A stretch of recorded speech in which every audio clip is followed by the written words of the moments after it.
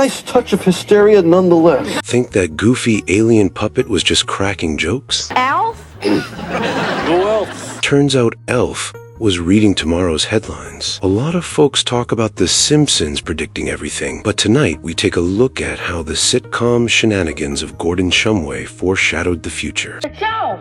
Come on! Season 1, Episode 24. Picture this. Brian Tanner builds a styrofoam solar system for the science fair. Elf waddles in, chews a corner off Mercury, and insists the model is wrong because his star charts include 2 extra worlds. You forgot the 2 planets next to Pluto. Their names are Dave and Alvin. Brian's homemade doodad wins a TV award for encouraging radical imagination. Fast forward 18 years. Astronomers at Palomar and Kitt Peak spot Eris, an icy body bigger than Pluto.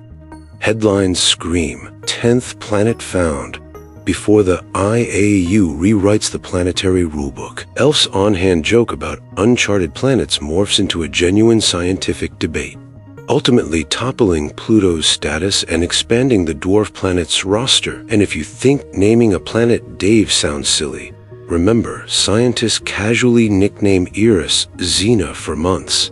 Score 1 for the furry oracle in the Hawaiian shirt. Season 2, Episode 11. As Joe Biden once said, we have nothing to fear but fear itself.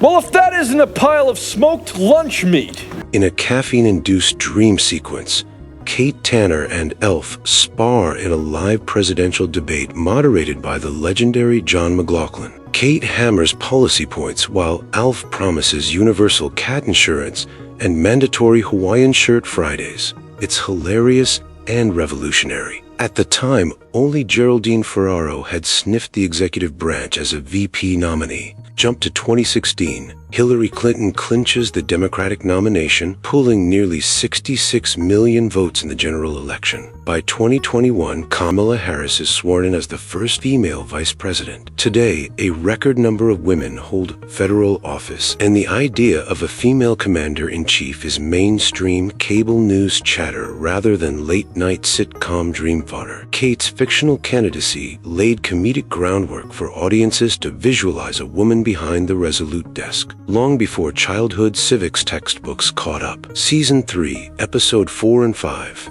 Alf crashes The Tonight Show, belts out a monologue heavier on cat jokes than Carson ever dared, and chats with Ed McMahon about investing Melmacian currency in gold. What viewers thought was just a random clip show gimmick foreshadowed reality 16 years later when TV Land greenlit Elf's hit talk show. That's right.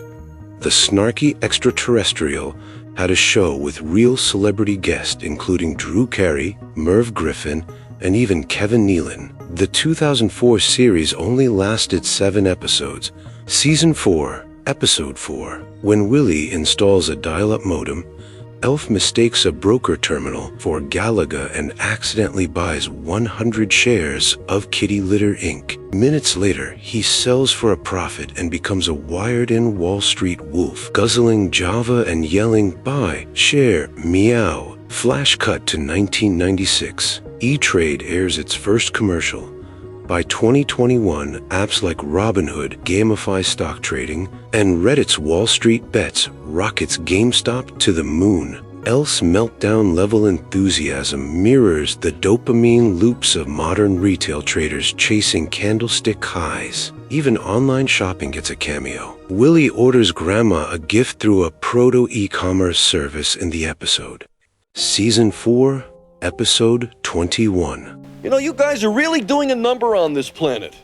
If I were you, I wouldn't expect to get my security deposit back. After watching a documentary on toxic sludge, Elf mails Sanders Corporation a series of flame letters stuffed with fish bones and glitter. I suppose I don't have to tell you what chlorofluorocarbons are doing to the Earth's atmosphere. Instead of suing, Sanders woos Willie with a cushy 6-figure job, aiming to muzzle criticism. Sound extreme? Replace toxic sludge with carbon emissions and you've got the 21st century PR playbook 101. From oil giants funding eco think tanks to fast fashion brands launching cautious lines, Companies now routinely absorb or seduce their loudest critics. A 2024 Harvard Business Review piece even documented ex-Greenpeace execs hired as corporate sustainability officers. ELF sitcom lens simplifies the complicated issue, but nails the core tension. Is change genuine or just a payout rap bandage? Turns out the furry alien's moral compass pointed straight at the marketing strategy we're still unpacking. Season 1, Episode 4, Cold War Dread Permeates 1986. Today's topic, nuclear arms limitations. Hi, you're on the air. Hello, Larry. Elf hears about nuclear stockpiles and decides he alone can fix it. He hijacks Willie's ham radio, dials what he thinks is 1600 Pennsylvania Avenue, and blurts, "Just get rid of the bombs." The FBI mistakes Willie for a terrorist. Excellent, FBI. You have the right to remain silent. Cue sitcom mayhem. Cut to December 1987. Reagan and Gorbachev signed the INF Treaty, eliminating an entire class of intermediate-range nukes, culminating in over 26 missiles dismantled by 1991. Willie, it's my duty. I mean, I've been through one nuclear disaster already. While correlation isn't causation, Elf's plea echoed the era's grassroots disarmament sentiment that arguably nudged leaders toward dismantlement. Today, new arms control talks always flow, but the blueprint of citizen or alien activism influencing policy still resonates. And if world peace ever arrives via prank phone call, we'll know exactly who to thank. You taped my dad's arrest? Yeah.